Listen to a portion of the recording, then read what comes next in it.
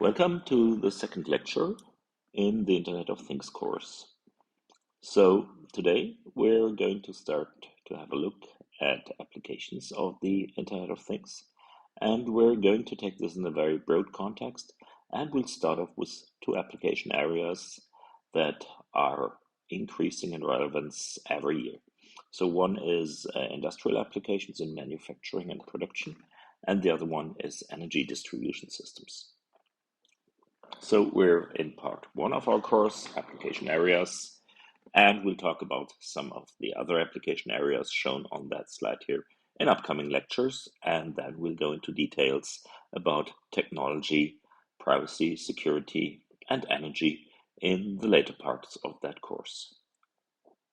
So we've seen this slide in the previous lecture, so this shows IoT application areas, and here we see trends which indicate which of these application areas might be more relevant or less relevant for IoT applications.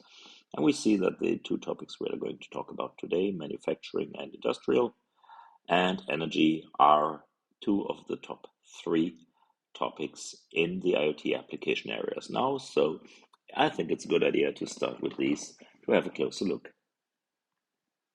So again, we checked all these areas here, and we always want to investigate what are the challenges, what are features, what are infrastructure components come to these areas, what are specifics of the IoT applications in these areas, and especially we want to show some example use cases to give you an insight on the broad range of possible applications for IoT technologies we're going to investigate later in that course. So manufacturing is something that has been going on for several hundreds of years now, even automated manufacturing. And there is a new trend which is called Industry 4.0, or the fourth industrial revolution. So in early times, at the start of the industrial revolution, when you had steam engines and things like these in the 19th century, you had very many local production capabilities that tried to manufacture a whole product from the basic components to the final product. Now, with a globalized world and a globalized economy, that doesn't really work anymore. So one of the trends in manufacturing is actually to have a flexible and interconnected production chain, which also can handle just-in-time delivery, because storing components, producing components way ahead of the point in time when they're needed is just unnecessary expense. So people try to avoid it. You've probably seen this in the automotive industry, where just parts arrive by truck or train in the factory where the cars are built just a couple of hours before they're actually used in a specific product, so in a car in this case. So what does the Internet of Things bring to this new approach to manufacturing, to this new approach of running an industry? So we want to have an overview of the availability of all the components we need to run our production. So these might be raw materials like steel or something like this. These might be pre-products like screws you need, which you don't want to manufacture yourself, but which you can buy from another provider. And you want to be able to adapt processes to supply chain problems. So you want to have alternative methods of acquiring parts, or even alternative methods of producing parts yourself if a certain important component for your product is not available. On the other hand, your connection to your product as a manufacturer does not end when it ships out of your factory or when it's sold in a shop to the end customer. Today, you need to have what we call life cycle assessment of products. So very many EU and international regulations require you as a manufacturer of products to take a product back at the end of its lifetime. So, for example, if you're producing electronic products like smartphones, you are required to take them back from a customer when that customer doesn't want to use the smartphone anymore, or when it's broken, whatever. So in the end, this new manufacturing actually spans all the life cycle of a product from the first design stages, which already have to incorporate things like, yeah, availability, sourcing of products, and even recyclability, to the use, to the recycling of products to create new raw materials out of it and dispose of stuff that cannot be recycled. And of course, this has important implications on the climate impact, so on our CO2 production here, and also on the availability of rare earth materials, which often can be recycled from old devices instead of having to be procured from sometimes really questionable mines operating under questionable conditions like child labor and so on. So there's a lot of discussion going on in politics, and industry is expected to adapt to this just because otherwise the whole production won't be sustainable much longer. And this exploitation, especially of a broad range of IoT technology for production purposes, is called Industry 4.0 or Fourth Industrial Revolution. Now, why do we call it the Fourth Industrial Revolution or Industry 4.0? Well, people started counting industrial revolutions, so they think they're up to something big here. So the first industrial revolution was really the transition from hand production methods, so manufacturing in the sense of people working on things with their hands, to machine supported or machine driven production. And this was possible through the invention of steam engines, so you could use steam power, or you could even, where it was available, use water power or even maybe wind power to power your machines. So this is a development that is already 250 to 200 years old. So you have probably seen some of the first inventions using machinery to support people, like mechanical looms by Jacquard, who invented punch cards, which 100 years later were then used as the primary data storage medium in early computers in the 1950s and 1960s. Now, the second industrial revolution took some time to arrive, and the major driver behind this was, on the one hand, electricity, but also already communication and transportation. So, in the late 19th century to the early 20th century, you had a broad availability of electricity networks. You had railroad networks that enabled you to quickly and cheaply transport goods all over the country. And you already had first telegraph networks to enable fast communication between, yeah, distant places here. So obviously, this was a big change. The use of steam power was always a bit dangerous. And of course, you needed coal and all that stuff locally in your factory, or you needed an appropriate supply of water power or wind power, which was not available everywhere. And electricity now concentrated the energy production and then distributed the raw electricity you needed to drive your machines. And then you were able to ship your products everywhere and communicate about this using the telegraph networks. Now, the third industrial revolution started well in the 1960s or 1970s, and this was the switch to digital technologies. So essentially, very many technologies were working in analog ways before, and the introduction of computers into managing and running production was a major step forward because you could add more automatic, so surveillance of production processes, for example. You could add automatic control, so you could already start to reduce the amount of repetitive or dangerous human labor by introducing computers and related technologies like autonomous robots. And now the fourth industrial revolution is what people think is happening now. So especially the IoT powers a trend towards automation and data exchange in manufacturing technologies and processes. So we can do things just in time, we can change things just in time, and we can even be enabled with some technologies to produce products that are specifically manufactured for a single customer without involving a lot of human labor. So the idea in Industry 4.0 is to utilize these increasing methods for connectivity and the increasing availability of smart automation to adapt all these manufacturing processes of the third industrial revolution to the challenges we have now in the 21st century. So, as I already mentioned, we have production chains that are distributed over the whole world.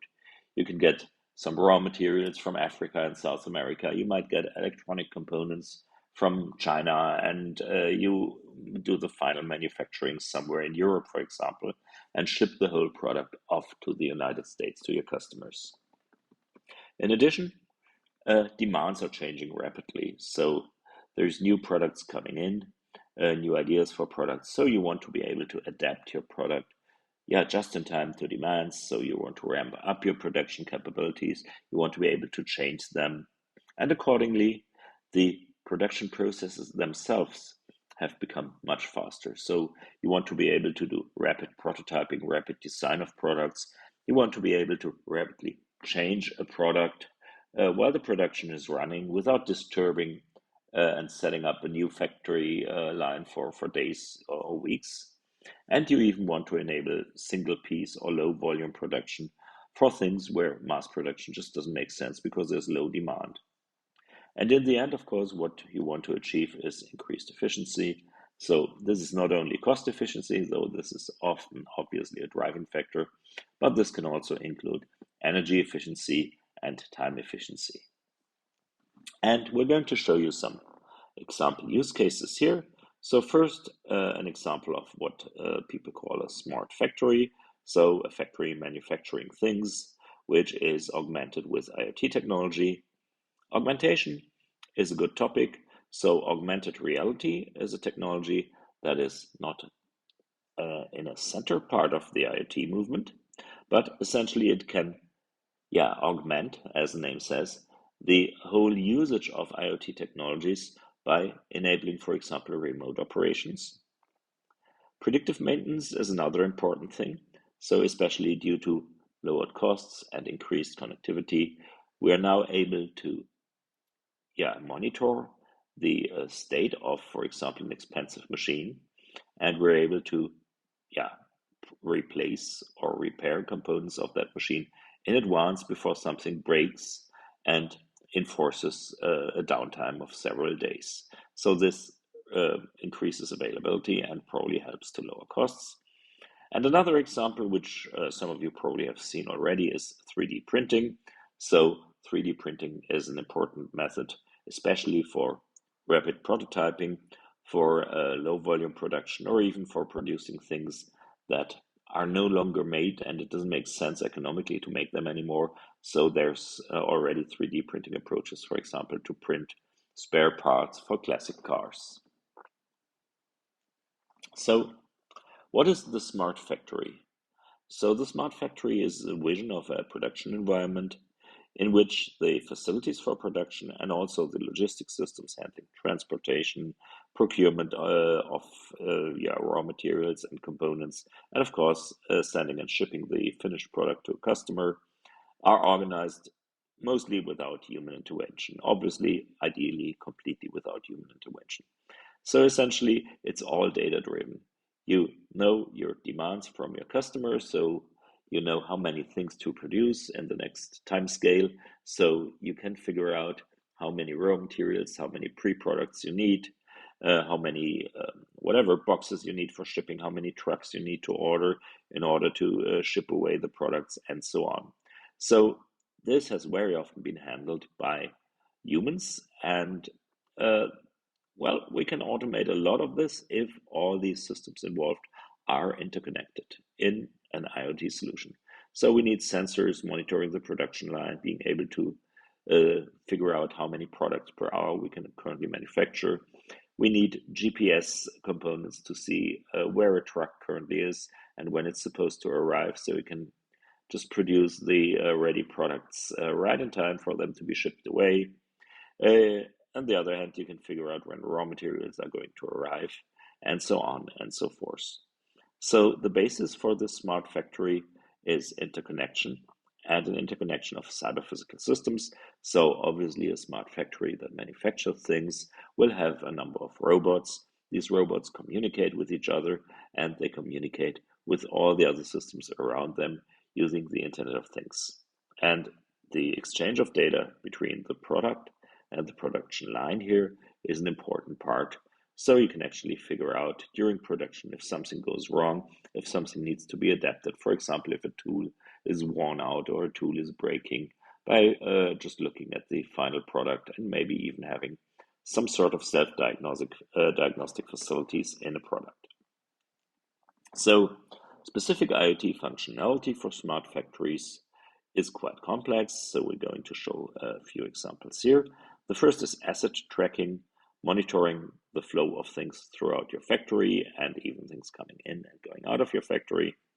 The second is augmented reality.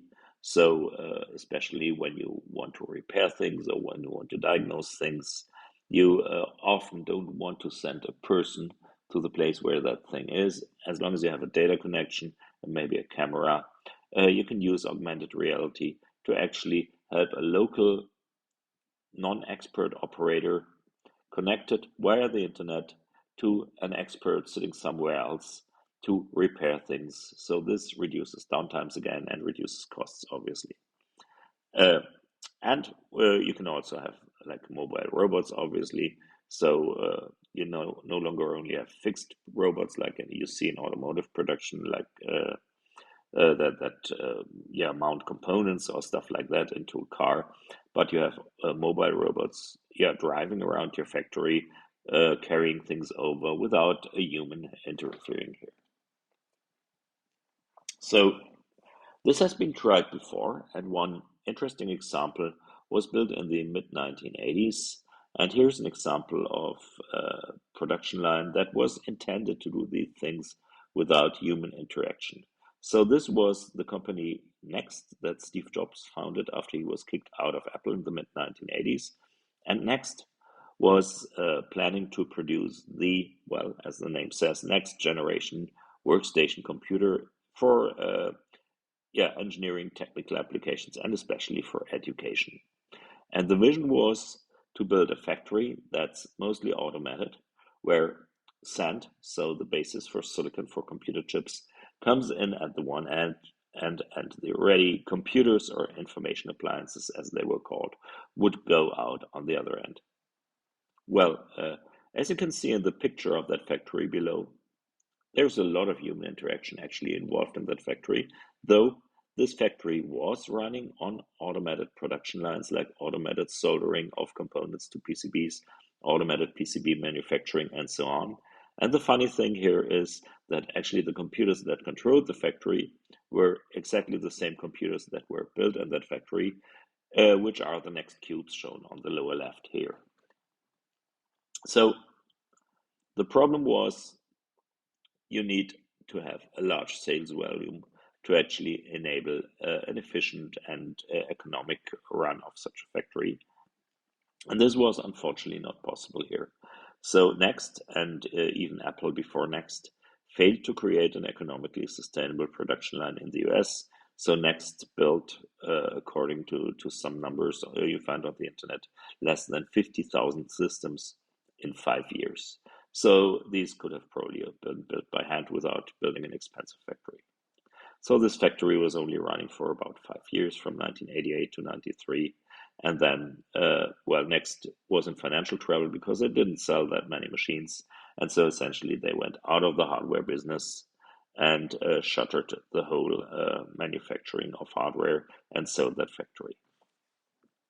So the question is, did people actually learn from these experiences from the 1980s?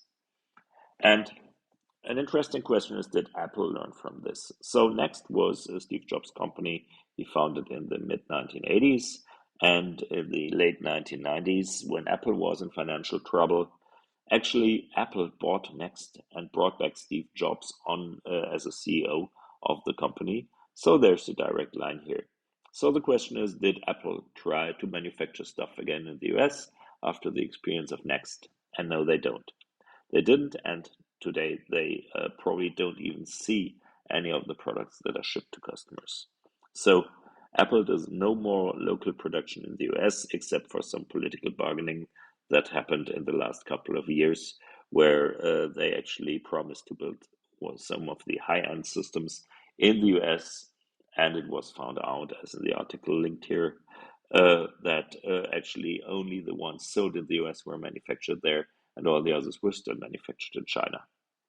So Apple purchases raw materials from various international sources, gets them shipped to assembling plants in China, which are not even owned by Apple. They're owned by external companies like Foxconn.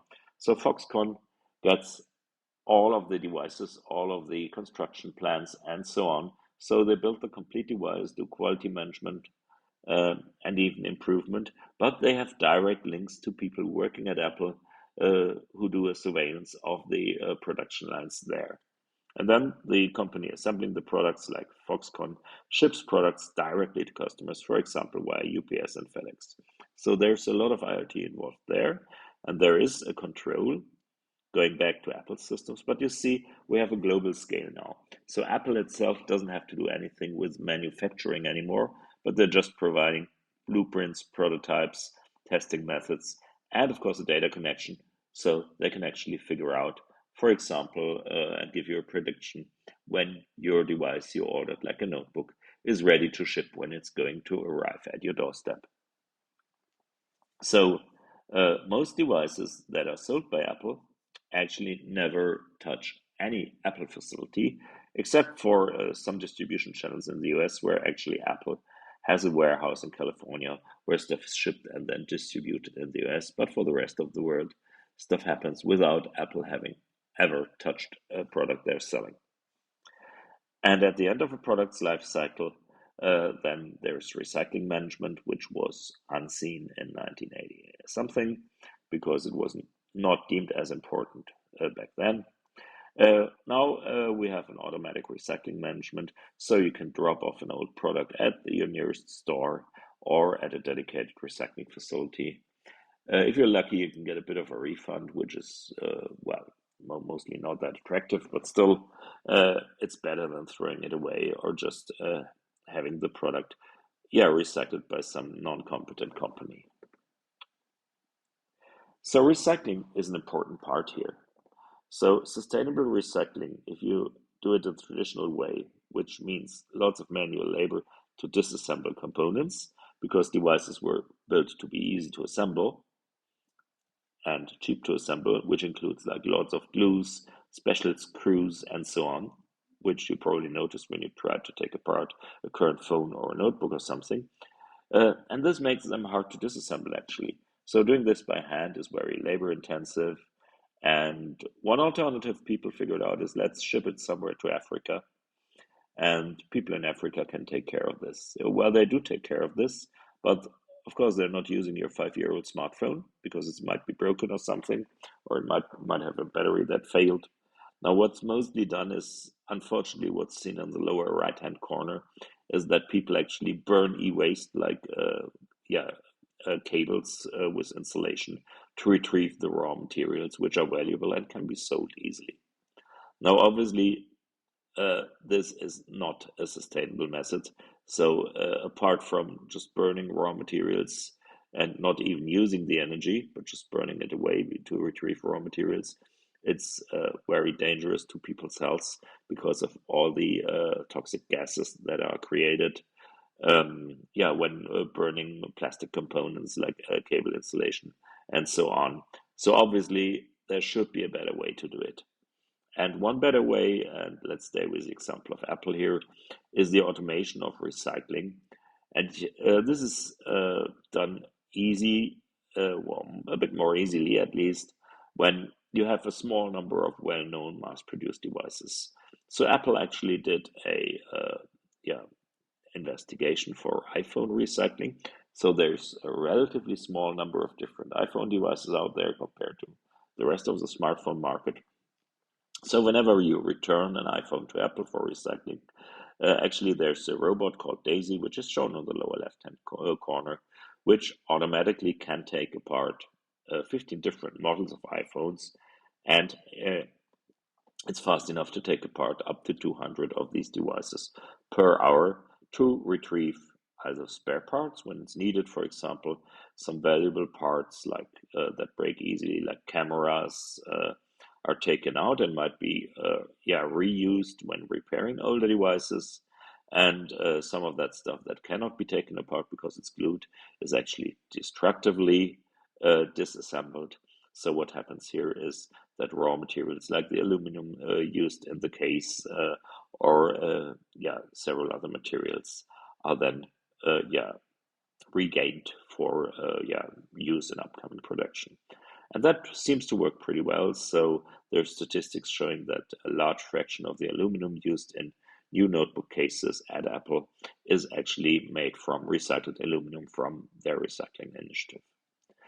So this removes a large amount of manual labor. This removes a large amount of the cost of recycling things, and in turn makes recycled raw materials like this aluminum, but of course also precious metals or rare earth materials, so gold, silver, or cobalt, for example, lithium for batteries, much cheaper and maybe more sustainable in this circular economy compared to just mining raw materials out of the earth.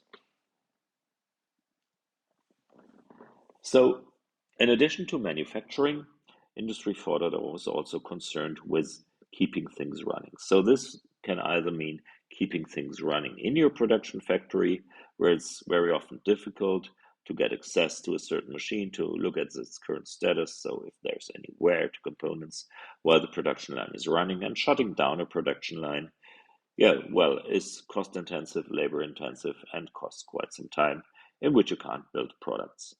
So what's happening here is that for yeah whatever checking out or even repairing devices, an augmented reality approach is generated. So the problem is for very complex devices like specialized machinery, an engineer being able to diagnose and to repair a machine is a very specialized person. So you don't used to have that many of these persons around in your company. So they might be at a different location, or you might even want to hire them from the manufacturer of that machine to help you out in the situation. And of course, usually this means that this person doing the maintenance has to drive around the country, which costs time, costs money, and of course, again, is not good for the CO2 impact here. So augmented reality can help here. So with augmented reality, you have something like seen on the lower right-hand side. You have a device which you want to, for example, repair, like an engine here, and you have a local operator who is knowledgeable about the basic things like how to unscrew things, maybe how to solder things, but who doesn't have any specific experience about that piece of hardware that's sitting in front of him. So what you can do is you can use this tablet and its built-in camera here to create a video stream of this device, and this is also transferred to the office where your expert for this device is sitting. And then you can overlay things. So you can annotate things like this is the first screw you have to unscrew, this is the second screw, and so on. And the expert can also give hints to the operator, can take a look using the video camera at specific states. So essentially, using a cooperation between a remote expert and a local operator, you can save lots of time and money for doing regular maintenance operations on complex devices here. And this is, of course, related to another thing which we call predictive maintenance. So if you have complex machinery, we already mentioned that shutting down machinery because of a defect is very expensive. You have to stop production and so on. So what you ideally want to do is you want to replace parts that have wear or are nearing the end of life before they actually break. And you can do this by applying continuous monitoring of the state of such a complex machine, for example, a turbine or a large motor here, for example, a diesel engine in a large vessel, a seafaring vessel. And this can happen using sensor technologies from, again, of course, an IoT background. So you supply your device with a large number of distributed sensors, which can be either wired or wireless. And then you have to collect all that sensor information. And then from that sensor information, you have to figure out, is this machine running normally? Do we see any, difference to what would be considered a normal operation? And then the important thing is, well, it's one piece you're looking at, but maybe you already have experience from other, uh, instances of that machine. So from other, manufactured devices out in the field that are, well, similar or identical to the machine you're looking at. And so you have already monitored their behavior. You have a large amount of data here, which you can then use to predict, combining it with the current sensor information from the device you want to investigate, to see which component needs replacement, which component is prone to wear out soon, and so on. So here, the data component in the IoT becomes more and more relevant. So a machine has a lot of sensors. These sensors should combine their data, send them to some central place over a network where they can be evaluated, and this data can then be combined with all the existing data from your large database here. And then, for example, using machine learning, you can run predictions to see when a part is going to fail, and then you can send an engineer hopefully a couple of days earlier before your machine actually fails. And this can, of course, also be done for lifecycle management.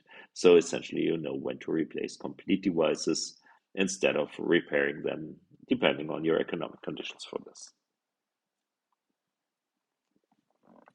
Another interesting technology that's also enabled by 3D printing, by IoT technologies, is 3D printing. So 3D printing originally was intended for large-scale industrial applications, like rapid prototyping, but due to very cheap components, which are also used in the IoT, like microcontrollers, sensors, and actuators, 3D printing has become available for like private and hobby users, for university applications, and so on.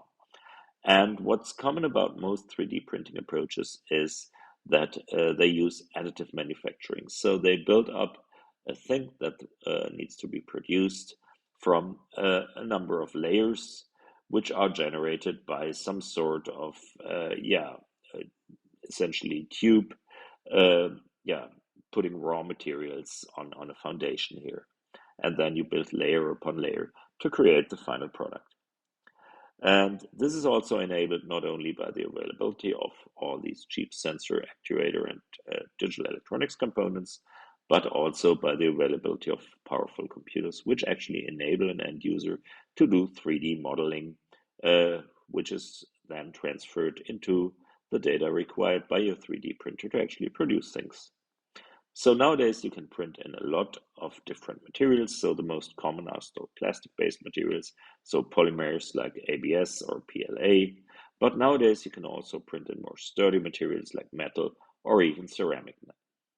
So depending on your application and how much money you want to spend, you can actually now create things at home, which can be used. For example, there's a study where people actually started to create gears for a broken coffee machine, so an automatic coffee maker at home, because the spare parts were not available, but they were sent just the 3D model information and could print out that missing gear themselves.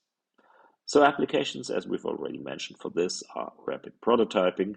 So essentially, you want to check out, for example, if a piece you design fits with another piece. So instead of having an expensive manufacturing or manual labor producing one-off hand part, you just hand this 3D model off to your 3D printer, have it printed, can check it out, and then if this works, you can give it into production, which usually doesn't run on 3D printers, because 3D printers, compared to other methods of manufacturing things, are relatively slow. But they're very useful, for example, if you want to produce specific spare parts for components. So spare parts which don't have to be stored anywhere and shipped, but you can just ship data, for example, to a local repair shop that can then print spare parts.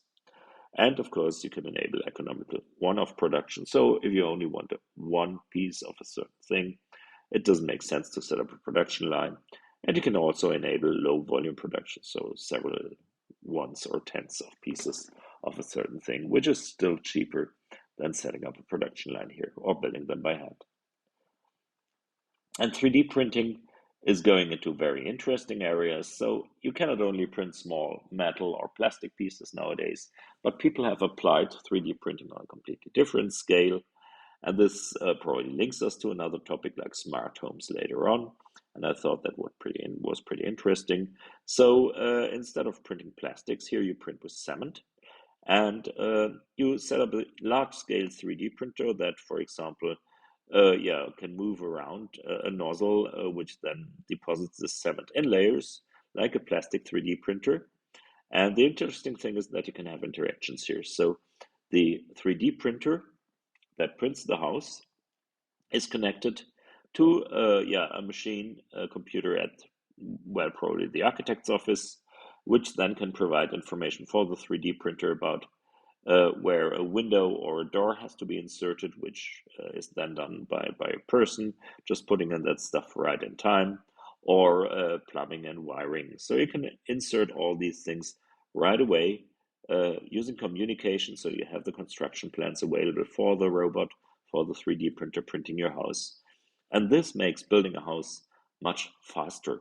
So compared to like months, for example, of building a house manually brick by brick, um, there was a 3D printed house in the Netherlands, which is shown on the top right here, which was printed in just 120 hours. And of course, it can be much cheaper. You need much less manual labor, you need less time. So there's an estimate that very small, cheap, single room houses could be printed for about $10,000. And that's, well, usually not a price where you can buy an apartment from nowadays. So this is a pretty interesting approach, and I think that's a bit of an exotic application of IoT. But essentially, it's nice to see that technologies that started pretty small are able to scale using the same technologies and then create complete new ideas, complete new markets, and again make things faster and more economical. So the second big topic I wanted to talk about today is energy. So energy, as you've seen, is becoming more and more, one of the most relevant things in our lives. And as soon as energy prices go up, no matter if it's electricity or gas prices, we have a problem with the economy. So when we talk about electrical energy, there's a transition going on. So previous electrical energy distribution systems worked in one direction. So this is what's shown in purple on the left-hand side of that diagram here. So you had power plants, no matter if they were nuclear, coal, or whatever driven, gas or something. And these power plants were combined in a power distribution network. This power distribution network then distributed power to industrial and private customers, so it finally arrived at your house. Now, obviously, as we're nearing the end of fossil materials to power plants, and nuclear power is also questionable nowadays, uh, renewable energies are becoming more and more relevant. And renewable energies enable single customers to produce energy themselves. Sometimes they can just use the energy they produce themselves to power their machines, but in some situations, they might have just a surplus of energy available, and you can then sell this surplus of energy and provide this surplus of energy back into the grid, no matter if it's produced by solar panels or wind energy or whatever you can imagine here. So this requires a completely new approach to building a grid. So where previously, energy distribution was one directional and centralized and went from the power plants to the customers only. Now, everyone can generate energy, and there are also ideas to transport energy. So, with a large number of electric cars out there, you have large batteries, so you could actually charge your car, and even if you don't drive it very far, with a full battery, you could charge something else at the destination of your trip. So essentially, energy becomes something you can trade. And of course, if you provide energy as a customer to the grid, then of course you want to be paid for it. So we have distributed power generation that's mostly driven by renewable energy. The problem with this is we have less predictable availability of these energies. You cannot really predict exactly when the sun is going to shine, when wind is blowing. And this means that we have to be much more adaptive regarding capacity planning of the network. And we want to integrate especially electric vehicles to be able to transport energy where it's needed also. So this led to the invention of so-called smart grid technologies for energy transmission networks. So, in a smart grid, actually, you want to have an overview of what's happening in your central energy distribution network. So, you want to detect outages, abnormal operating conditions. You want to figure out that you can do load balancing over your network. You want to provide routing of energy, and also very important for alternate current networks is a stabilization of frequencies. So whenever your frequency deviates significantly from the classical 50 hertz we use in Europe here, then the network is actually in danger of breaking down because all components are actually intended to run at this 50 hertz frequency.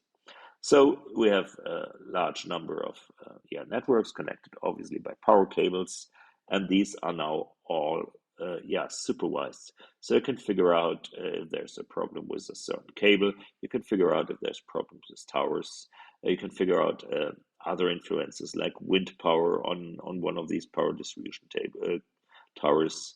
And you do this by attaching sensors to cables and to towers, which are connected and which can communicate to centralized surveillance systems, monitoring systems at an energy provider to actually figure out how the network is operating and just in case even automatically provide methods, for example, to reroute energy in case a certain part of your network is failing or is threatening to fail.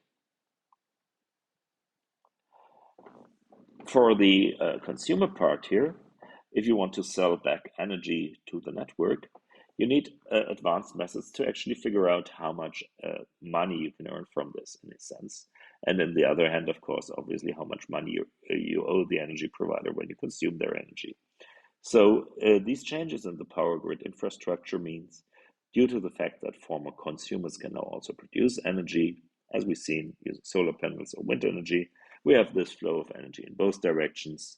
And this is enabled by a typical IoT device, a smart power meter. So smart seems to be overused in very many areas here. That's a bit unfortunate. So take it as with a grain of salt. It's a bit of marketing. But smart usually means there's some sort of computer, some sort of embedded system involved that can monitor things and that can communicate. So with smart power meters, we are able to provide such a decentralized real-time metering infrastructure. We can try to reduce the network load. We can measure parameters of the current arriving at a home, like the consumption of energy, the voltage levels, the current that's used, and also the power factor.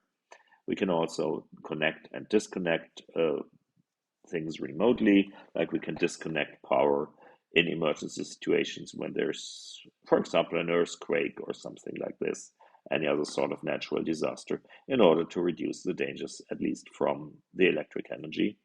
And of course, we can interface this to other utility monitoring things like gas and water meters in order to provide one overall solution that works for the whole house. And of course, this again is part of a smart home solution, which we'll discuss later on. So, such a smart meter enables two-way communication between the meter and the central system. And the communication can happen in a number of different ways. So there's a large number of manufacturers producing devices like these. So you can have wireless communications over a number of different methods, or you can have fixed wired connections, such as, which would make sense, power line carrier. So by just transmitting information over the power line that's connected to your power meter anyways. There are some challenges involved here for the people designing these systems. So you have to provide real-time measurement and communication here. This measurement technology has to withstand magnetic fields because you're working with alternate currents here.